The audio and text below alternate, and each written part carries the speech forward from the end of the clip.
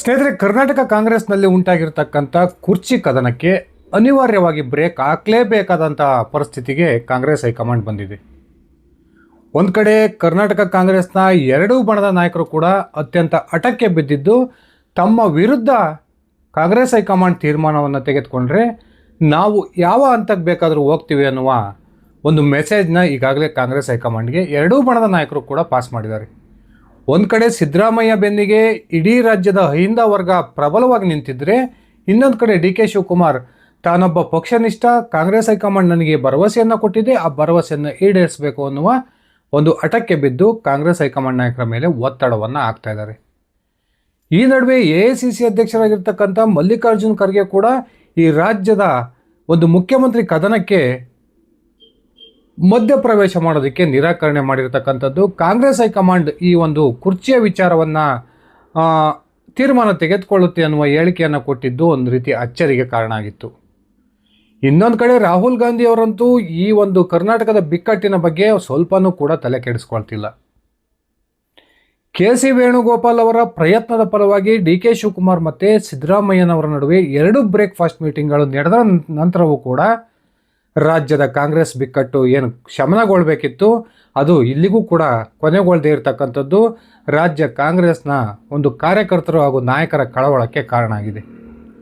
ಈ ನಡುವೆ ಈ ಒಂದು ಬಿಕ್ಕಟ್ಟನ್ನು ಪರಿಹಾರ ಮಾಡಲೇಬೇಕು ಅನ್ನೋ ಕಾರಣಕ್ಕೆ ಕಾಂಗ್ರೆಸ್ ಹೈಕಮಾಂಡ್ನ ನಾಯಕರು ಇದೀಗ ಸೋನಿಯಾ ಗಾಂಧಿ ಅವರ ಮಡಲಿಗೆ ಈ ಸಮಸ್ಯೆಗೆ ಪರಿಹಾರವನ್ನು ಹುಡುಕಬೇಕು ಅನ್ನುವ ಒಂದು ಜವಾಬ್ದಾರಿಯನ್ನು ಕೊಟ್ಟಿದ್ದಾರೆ. ಆ ಮೂಲಕ ಅಧಿಕೃತವಾಗಿ ಸೋನಿಯಾ ಗಾಂಧಿ ರಾಜ್ಯ ಕಾಂಗ್ರೆಸ್ನ ಬಿಕ್ಕಟ್ಟಿನ ವಿಚಾರಕ್ಕೆ ಇದೀಗ ಮಧ್ಯಪ್ರವೇಶವನ್ನು ಮಾಡಿದ್ದಾರೆ ಅನ್ನುವ ಮಾತುಗಳು ಕೇಳಿ ಬರ್ತಾ ಇದ್ದಾವೆ. ಮೊನ್ನೆ ಶನಿವಾರ ನಡೆದಂತಹ AICC ನಾಯಕರ ಸಭೆಯಲ್ಲಿ ಸೋನಿಯಾ ಗಾಂಧಿ ರಾಜ್ಯದ ಕಾಂಗ್ರೆಸ್ನ ಪರಿಸ್ಥಿತಿಯ ಕುರಿತು ಸಂಪೂರ್ಣವಾದ ವಿವರವನ್ನು ತೆಗೆದುಕೊಂಡಿದ್ದಾರೆ. ಆ ಮೂಲಕ ಒಂದು ಸಿದ್ಧ ಸೂತ್ರವನ್ನು ರೆಡಿ ಮಾಡ್ಕೊಂಡಿದ್ದಾರೆ ಅನ್ನುವ ಮಾಹಿತಿಗಳು ಕೂಡ ಸಿಗ್ತಾ ಇದ್ದಾವೆ. ಬನ್ನಿ ಸ್ನೇಹಿತರೆ, ಹಾಗಾದರೆ ರಾಜ್ಯ ಕುರ್ಚಿ ಬಿಕ್ಕಟ್ಟಿಗೆ ಸಂಬಂಧಪಟ್ಟಂತೆ ಸೋನಿಯಾ ಗಾಂಧಿ ಸಿದ್ಧಪಡಿಸಿರ್ತಕ್ಕಂತಹ ಸಂಧಾನ ಸೂತ್ರ ಏನು, ನಿಜಕ್ಕೂ ಕೂಡ ಈ ಸೂತ್ರವನ್ನು ಇಬ್ಬರು ನಾಯಕರು ಕೂಡ ಒಪ್ತಾರೆ. ಒಂದ್ಸರಿ ನಾನು ವಿವರಿಸ್ತಾ ಹೋಗ್ತೀನಿ. ಅದಕ್ಕಿಂತ ಮುಂಚೆ ನೀವಿನ್ನು ನನ್ನ ಇಟ್ಗೆ ಅಂತ ಯೂಟ್ಯೂಬ್ ಚಾನಲ್ಗೆ ಸಬ್ಸ್ಕ್ರೈಬ್ ಮಾಡ್ಕೊಂಡಿಲ್ಲ ಅಂದರೆ ದಯವಿಟ್ಟು ಸಬ್ಸ್ಕ್ರೈಬ್ ಮಾಡಿಕೊಂಡು ಬೆಲ್ ಬಟನ್ನ ಕ್ಲಿಕ್ ಮಾಡಿ. ನಾನು ಕೊಡ್ತಕ್ಕಂಥ ಈ ಮಾಹಿತಿ ನಿಮ್ಗೆ ಇಷ್ಟ ಆದರೆ ಈ ವಿಡಿಯೋಗೆ ಲೈಕ್ ಮಾಡಿ, ಶೇರ್ ಮಾಡಿ, ಕಮೆಂಟ್ ಮಾಡಿ. ಸ್ನೇಹಿತರೆ, ಕರ್ನಾಟಕ ಕಾಂಗ್ರೆಸ್ನ 2 ಕಣ್ಣುಗಳು ಡಿ ಕೆ ಶಿವಕುಮಾರ್ ಮತ್ತು ಸಿದ್ದರಾಮಯ್ಯ. 2 ಕಣ್ಣಲ್ಲಿ ಯಾವ ಒಂದು ಕಣ್ಣಿಗೂ ನೋವಾದರೂ ಕೂಡ ಅದು ರಾಜ್ಯದ ಸರ್ಕಾರ ಮತ್ತು ಪಕ್ಷಕ್ಕೆ ಬಹುದೊಡ್ಡ ಅಪಾಯವನ್ನು ತಂದಿಡುತ್ತೆ. ಇದು ಕಾಂಗ್ರೆಸ್ ಹೈಕಮಾಂಡಿಗೆ ಕೂಡ ಅತ್ಯಂತ ಸ್ಪಷ್ಟವಾಗಿ ಗೊತ್ತಿರತಕ್ಕಂಥ ವಿಚಾರ. ಒಂದು ಕಡೆ ಇಡೀ ದೇಶದಲ್ಲಿ ಕೇವಲ 3 ರಾಜ್ಯಗಳಲ್ಲಿ ಅಧಿಕಾರದಲ್ಲಿರ್ತಕ್ಕಂಥ ಕಾಂಗ್ರೆಸ್ ಅತ್ಯಂತ ಪ್ರಬಲವಾಗಿರ್ತಕ್ಕಂಥ ಸದೃಢವಾಗಿರ್ತಕ್ಕಂಥ ರಾಜ್ಯದ ಒಂದು ಸರ್ಕಾರವನ್ನು ಕಳೆದುಕೊಳ್ಳೋದಕ್ಕೆ ಯಾವುದೇ ಒಂದು ಇಚ್ಛೆ ಇಲ್ಲ. ಆ ಕಾರಣಕ್ಕೆ ಏನಾದರೂ ಮಾಡಿ ಈ ಒಂದು ಬಿಕ್ಕಟ್ಟಿಗೆ ಒಂದು ಪರಿಹಾರವನ್ನು ತೆಗೆದುಕೊಳ್ಳಲೇಬೇಕು ಅನ್ನುವ ನಿರ್ಧಾರಕ್ಕೆ ಇದೀಗ ಕಾಂಗ್ರೆಸ್ ಹೈಕಮಾಂಡ್ ನಾಯಕರು ಬಂದಿದ್ದು ಈ ಒಂದು ಬಿಕ್ಕಟ್ಟನ್ನು ಪರಿಹಾರ ಮಾಡೋ ಒಂದು ಜವಾಬ್ದಾರಿಯನ್ನು ಸೋನಿಯಾ ಗಾಂಧಿ ಅವರ ಹೆಗಲಿಗೆ ಹಾಕಿದ್ದಾರೆ ಅನ್ನುವ ಮಾತುಗಳು ಕೇಳಿ ಬರ್ತದವೆ. ಮೊನ್ನೆ ಶನಿವಾರ AICC ನಾಯಕರ ಮಟ್ಟದ ಒಂದು ಮೀಟಿಂಗ್ ದೆಹಲಿಯಲ್ಲಿ ನಡೀತು. ಈ ಒಂದು ಸಭೆಯಲ್ಲಿ AICC ಅಧ್ಯಕ್ಷರಾಗಿರ್ತಕ್ಕಂಥ ಮಲ್ಲಿಕಾರ್ಜುನ್ ಖರ್ಗೆ, ರಾಹುಲ್ ಗಾಂಧಿ, ಸೋನಿಯಾ ಗಾಂಧಿ, KC ವೇಣುಗೋಪಾಲ್ ಮತ್ತಿತರ ನಾಯಕರು ಇದ್ದರು. ಅವತ್ತೇ ಈ ಒಂದು ಸಮಸ್ಯೆಗೆ ಸಂಪೂರ್ಣವಾದ ಬ್ರೇಕ್ ಬೀಳ್ಬೋದು ಅನ್ನೋ ನಿರೀಕ್ಷೆ ಇತ್ತು. ಆದರೆ ಆ ಒಂದು ಸಭೆಯ ಸಂದರ್ಭದಲ್ಲಿ ಸೋನಿಯಾ ಗಾಂಧಿ ಅವರು ರಾಜ್ಯದ ಕಾಂಗ್ರೆಸ್ನ ಪರಿಸ್ಥಿತಿಯ ಸಂಪೂರ್ಣ ಒಂದು ವಿವರವನ್ನು ತೆಗೆದುಕೊಂಡರು ಅನ್ನುವ ಮಾಹಿತಿಗಳು ಸಿಗ್ತಾ ಇದ್ದಾವೆ. ರಾಜ್ಯದಲ್ಲಿ ಸಿದ್ದರಾಮಯ್ಯನವರನ್ನು ಮುಖ್ಯಮಂತ್ರಿಯಾಗಿ ಮುಂದುವರಿಸಿದರೆ ಏನೆಲ್ಲ ಸಮಸ್ಯೆಗಳು ಎದುರಾಗ್ಬೋದು, ಅಥವಾ ಡಿ ಕೆ ಶಿವಕುಮಾರ್ ಅವರನ್ನು ಮುಖ್ಯಮಂತ್ರಿ ಮಾಡೋ ನಿರ್ಧಾರಕ್ಕೆ ನಾವು ಬಂದರೆ ಸಿದ್ದರಾಮಯ್ಯ ಬಣದ ರಿಯಾಕ್ಷನ್ ಯಾವ ರೀತಿ ಇರುತ್ತೆ, ಈ ಇಬ್ಬರು ಒಂದು ಬೇಡ, ಅದರ ಬದಲಾಗಿ ರಾಜ್ಯಕ್ಕೆ ದಲಿತ ಮುಖ್ಯಮಂತ್ರಿಯನ್ನು ನೇಮಕ ಮಾಡಿದರೆ ಈ ಒಂದು ಸಮಸ್ಯೆಗೆ ಸಂಪೂರ್ಣವಾದ ಬ್ರೇಕ್ ಬೀಳುತ್ತಾ, ಸಿದ್ದರಾಮಯ್ಯನವರನ್ನು ಕೆಳಗಿಳಿಸಿದ್ದಾದರೆ ಅಹಿಂದ ವರ್ಗ ಮುಂದಿನ ಚುನಾವಣೆಯಲ್ಲಿ ನಮ್ಮ ಜೊತೆಗೆ ಇರುತ್ತಾ ಅಥವಾ ಇಲ್ವಾ, ಅಹಿಂದ ವರ್ಗದ ಒಂದು ನಿರ್ಧಾರ ಏನಾಗಿರುತ್ತೆ.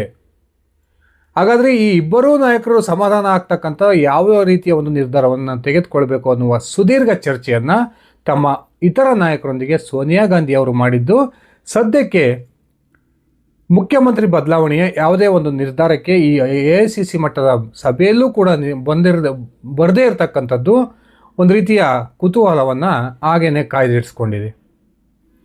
ಒಂದು ಕಡೆ ಸಿದ್ದರಾಮಯ್ಯನವರ ಪರವಾಗಿ ಇಡೀ ಅಹಿಂದ ಸಮುದಾಯ ಬೀದಿಗಿಳಿದಿದ್ದು ಸಿದ್ದರಾಮಯ್ಯನವರನ್ನು ಮುಖ್ಯಮಂತ್ರಿ ಸ್ಥಾನದಿಂದ ಕೆಳಗಿಳಿಸಿದ್ದೇ ಆದರೆ ರಾಜ್ಯದ ಅಹಿಂದ ಸಮುದಾಯ ಕಾಂಗ್ರೆಸ್ನ ವಿರುದ್ಧ ತಿರುಗಿ ಬೀಳುತ್ತೆ ಅನ್ನುವ ಮಾಹಿತಿಗಳನ್ನು ಸೋನಿಯಾ ಗಾಂಧಿಯವರು ಪಡ್ಕೊಂಡಿದ್ದಾರೆ. ಈಗಾಗಲೇ ಸೋನಿಯಾ ಗಾಂಧಿ ಅವರಿಗೆ ಡಿ ಕೆ ಶಿವಕುಮಾರ್ ಅವರನ್ನು ರಾಜ್ಯದ ಮುಖ್ಯಮಂತ್ರಿ ಮಾಡಬೇಕು ಅನ್ನುವ ಮನಸ್ಸಿದ್ರೂ ಕೂಡ ರಾಜ್ಯದಲ್ಲಿ ಡಿ ಕೆ ಶಿವಕುಮಾರ್ ಪರವಾದಂತಹ ಒಂದು ವಾತಾವರಣ ಇಲ್ಲ ಅನ್ನೋದು ಕೂಡ ಸೋನಿಯಾ ಗಾಂಧಿ ಅವರು ತರಿಸಿಕೊಂಡಿರ್ತಕ್ಕಂಥ ವರದಿಯಲ್ಲಿ ಅತ್ಯಂತ ಸ್ಪಷ್ಟವಾಗಿ ಉಲ್ಲೇಖ ಆಗಿದೆ ಅನ್ನುವ ಮಾಹಿತಿಗಳು ಕೂಡ ಸಿಗ್ತಿದ್ದಾವೆ. ಒಂದು ಕಡೆ ಕಾಂಗ್ರೆಸ್ ಹೈಕಮಾಂಡ್ ನಾಯಕರನ್ನು ಭೇಟಿಯಾಗಿದ್ದಂತಹ ಸಿದ್ದರಾಮಯ್ಯ ಬಣದ ಅತ್ಯಾಪ್ತ ನಾಯಕನಾಗಿರ್ತಕ್ಕಂಥ ಬಿ ಕೆ ಹರಿಪ್ರಸಾದ್ ಸಿದ್ದರಾಮಯ್ಯನವರ ಪರವಾಗಿ ಕಾಂಗ್ರೆಸ್ ಹೈಕಮಾಂಡ್ ಮಟ್ಟದಲ್ಲಿ ಬ್ಯಾಟ್ ಬೀಸಿದ್ದಾರೆ ಅನ್ನುವ ಮಾತುಗಳು ಕೇಳಿ ಬರ್ತಾ ಇದ್ದು, ಸಿದ್ದರಾಮಯ್ಯನವರನ್ನು ಮುಖ್ಯಮಂತ್ರಿ ಸ್ಥಾನದಿಂದ ಕೆಳಗಿಳಿಸಿದರೆ ರಾಜ್ಯ ಕಾಂಗ್ರೆಸ್ ಮತ್ತು ಸರ್ಕಾರದ ಮೇಲೆ ಏನೆಲ್ಲ ಪರಿಣಾಮಗಳಾಗ್ಬೋದು ಅನ್ನೋದನ್ನು ಅತ್ಯಂತ ಸ್ಪಷ್ಟ ಮಾತುಗಳಲ್ಲಿ ಹೇಳಿ ಬಂದಿದ್ದಾರೆ ಅನ್ನುವ ಮಾತುಗಳು ಕೇಳಿ ಬರ್ತಾ ಇದ್ದಾವೆ. ಇನ್ನೊಂದು ಕಡೆ ಪ್ರಿಯಾಂಕಾ ಖರ್ಗೆ ಅವರನ್ನು ಕರೆಸ್ಕೊಂಡು ರಾಹುಲ್ ಗಾಂಧಿ 2-3 ಸಲ ಏನು ಚರ್ಚೆಯನ್ನು ಮಾಡಿದ್ದಾರೆ, ಆ ಚರ್ಚೆಯ ಸಂದರ್ಭದಲ್ಲೂ ಕೂಡ ಪಕ್ಷಕ್ಕೆ ಇಬ್ಬರು ನಾಯಕರು ಎಷ್ಟು ಮುಖ್ಯ, ಆ ಇಬ್ಬರಲ್ಲಿ ಒಬ್ಬರಿಗೆ ಒಂದು ನೋವಾಗ್ತಕ್ಕಂಥ ತೀರ್ಮಾನವನ್ನು ತೆಗೆದುಕೊಂಡ್ರೆ ಅದು ಯಾವ ರೀತಿಯ ಪರಿಣಾಮವನ್ನು ರಾಜ್ಯದಲ್ಲಿ ಬೀರುತ್ತೆ ಅನ್ನುವ ಒಂದು ಸ್ಪಷ್ಟ ಉತ್ತರವನ್ನು ಕೂಡ ಪ್ರಿಯಾಂಕಾ ಖರ್ಗೆ ಅವರು ಬಂದು ಹೇಳಿದ್ದಾರೆ ಅನ್ನುವ ಮಾಹಿತಿಗಳು ಸಿಗ್ತಾ ಇದ್ದಾವೆ. ಈ ನಡುವೆ ಕಾಂಗ್ರೆಸ್ ಹೈಕಮಾಂಡ್ ಕೂಡ ಯಾವ ರೀತಿಯ ಒಂದು ನಿರ್ಧಾರವನ್ನು ತೆಗೆದುಕೊಳ್ಬೇಕು ಅನ್ನುವ ಗೊಂದಲದಲ್ಲಿದೆ.